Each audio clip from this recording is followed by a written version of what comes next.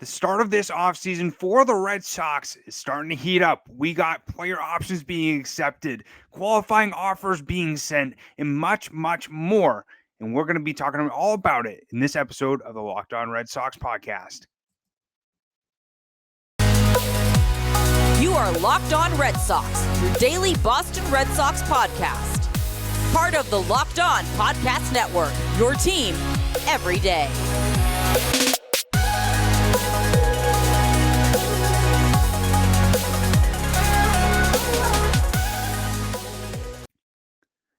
I want to welcome you back into the Locked On Red Sox podcast, and thank you so much for making Locked On Red Sox your first listen of every single day. I'm your host, Massachusetts Pirates team insider Jake Ignaszewski, and even though the World Series just ended just last week, this Red Sox offseason is already starting to begin to heat up as the Red Sox and Chaim Bloom are anticipated for a very exciting and hopefully busy offseason to help the Red Sox get back to the top of the AL East. And as I mentioned in the beginning of this episode, we got qualifying offers, we got 40-man roster moves, as well as, some different announcements, including different stuff for the roster going into 2023. So to start this off, qualifying offers were sent out yesterday, starting off with Xander Bogaerts. Most likely will decline this qualifying offer as he's probably definitely looking for a much longer term contract coming from the Red Sox or potentially another team. Who knows?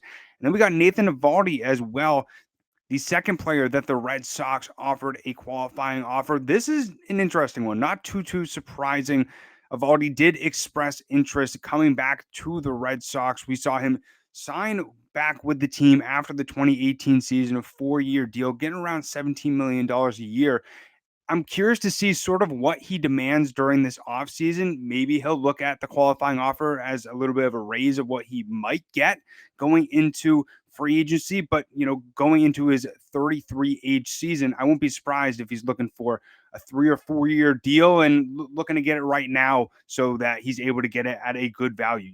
I've already had an all right season. The reason I say all right is because there was high expectations for him coming off of his season in 2021, where he was essentially the ace of this Red Sox rotation with Chris Sale going through Tommy John surgery. And we saw him this season struggle a little bit, was a little bit injured as most people from this Red Sox team in 2022 were, but ended up making 20 starts with a 3.87 ERA. But his biggest issue was allowing home runs. We saw him blow up in a few different starts. So I'm very curious to see sort of how the Red Sox go about this. I'm also curious to see if he does agree to this qualifying offer. It's $19 million. It's a little bit more than he got this past season, $2 million raised. And who knows if he's really going to be able to get that much on the open market right now, especially coming off of a rough season or uncharacteristic season for Nathan Eovaldi. And one surprising thing was Michael Wacha didn't get a qualifying offer. This could potentially mean that he's looking for more of an extension, or the Red Sox are looking more to just extend him instead of giving him this qualifying offer, or they don't believe that he is worth that value. But I wouldn't be surprised, sort of as I mentioned multiple times on this podcast, if he gets $14 to $15 million. That's why I'd be comfortable with the Red Sox paying him.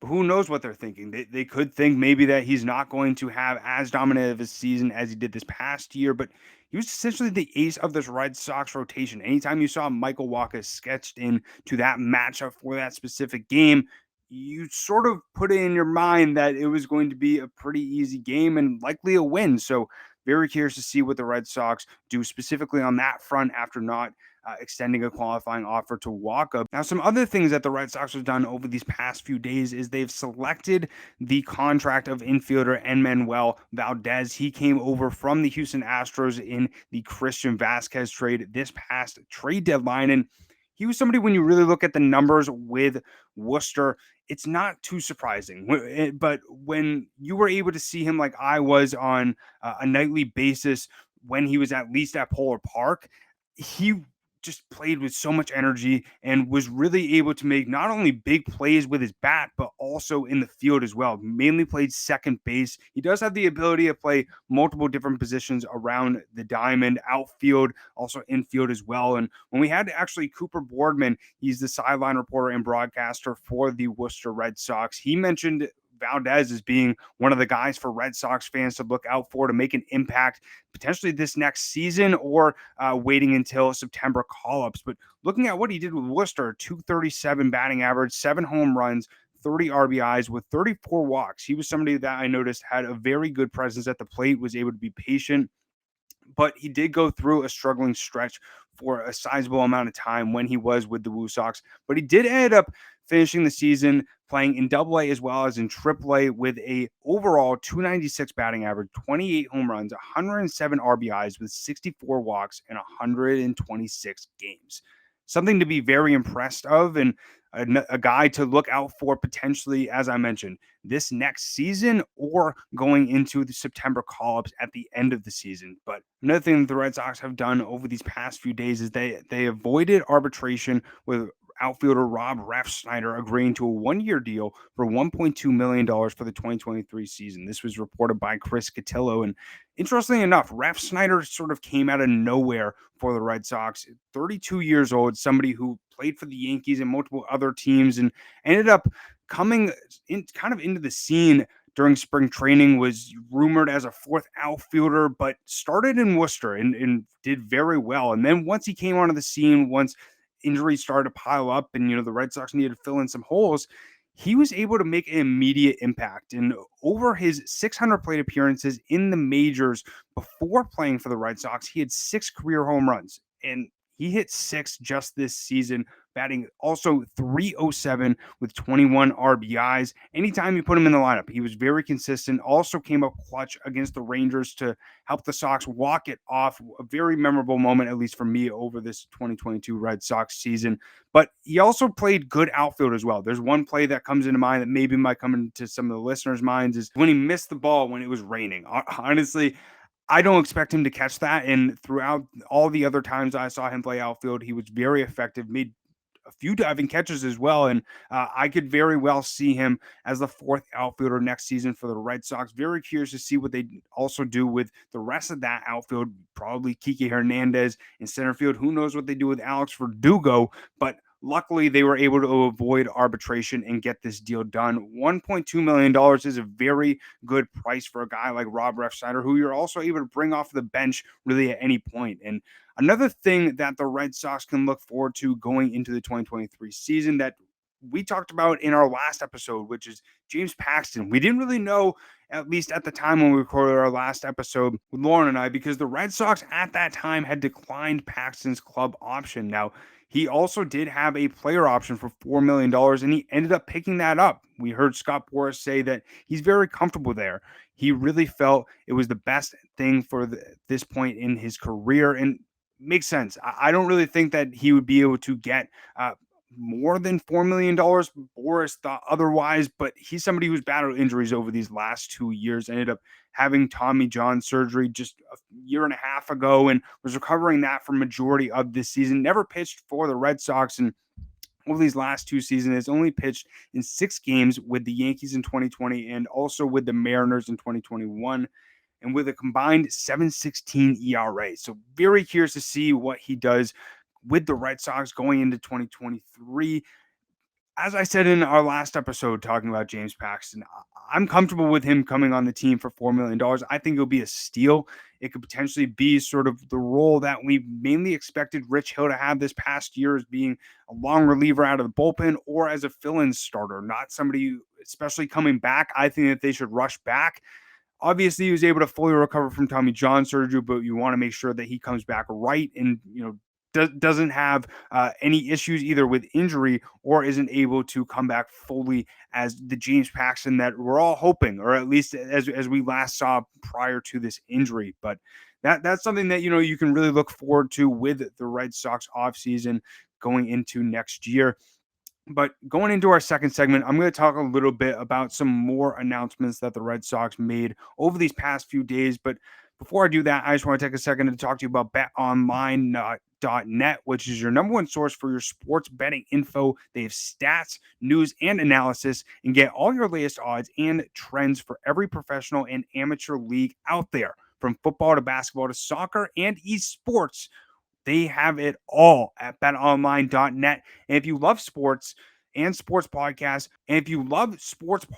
you can find those at BetOnline as well. And they are always the fastest and easiest way to get your betting fix. Head to the website today or use your mobile device to learn more about the trends in action. BetOnline, where the game starts.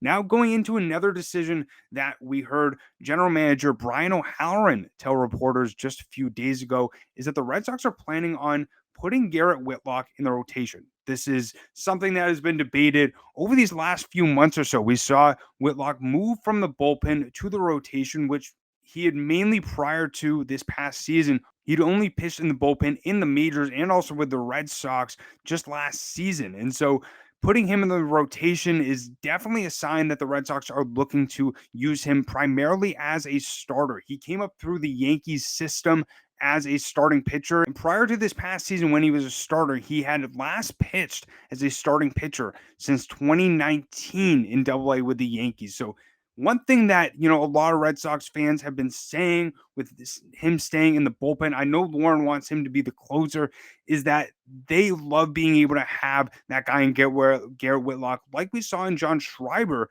being that Band-Aid and somebody that can go multiple innings that you can rely on. But I believe that Chaim Bloom in this front office learned from these past two seasons when the bullpen was a massive issue throughout majority of these seasons. And I think that they're going to spend money. I think that they're really going to try and fix this bullpen issue. Chaim Bloom is somebody who, when he sees an issue, he usually goes right out there and fixes it. And Red Sox fans want to see the team better. Obviously, the organization wants to see the team better. And so I think Garrett Whitlock will most likely be a number 3 or 4 starter in the rotation. I wouldn't be surprised. And what we saw from him this past year, he made 9 starts, 4.15 ERA, over 39 innings with 38 strikeouts. And as a reliever, much different story with a 2.75 ERA with 6 saves and over 39 innings. But when he first made his starting debut in the majors, it was mainly due to Tanner Houck not being able to travel to Toronto due to his vaccination status. So as he's recovering from his hip injury, which he ended up ending the season early from, he has all this time to be able to get ready, prepare his body to be a starter. I mainly think he had that hip injury due to the workload of just being thrown into, we need you to go out there instead of 2 or 3 innings, which you are comfortable with over these past 2 seasons. We want you to go out there and pitch maybe 5 to 6. And especially at the end of the time when the Red Sox had him in that starting role, he rarely went anywhere past 4 innings or 5 innings. He was somebody who struggled, and the numbers obviously semi show it, but the deep numbers definitely make him look a lot better as a starter. So I'm curious to see when he's able to fully prepare, not only through this offseason, but also spring training. In a full spring training, I think that he's going to be a lot more comfortable. I'm very curious to see how the rotation really comes out. As we talked about in the first segment, James Paxton could potentially be in there. Brian Bayo, I could definitely see in there. Nick Pivetta is signed up until next season. But other than that, there's a lot of question marks. Who knows if they're going to bring back Eovaldi, Waka? Who knows what Chris Sale's status is supposed to be? He's planning, I believe, to pitch next season. I think I wouldn't be surprised if his finger's all good. He probably recovered from the bike accident. So very curious to see what happens on that front. But one last thing that I wanted to talk about that has been reported over these last few days is that the Red Sox are obviously been in talks with homegrown talents Rafael Devers and Xander Bogaerts. But according to Jon Heyman, sources suggest that there's plenty of work to do to complete deals with either of them, and that the feeling is that the chances at the present are somewhat better to get a Devers deal done. I'm very curious to see how obviously both of those deals turn out. A lot of fans are very nervous to see sort of what's going to happen. Obviously, they had to trade Mookie Betts due to not being able to get an extension done.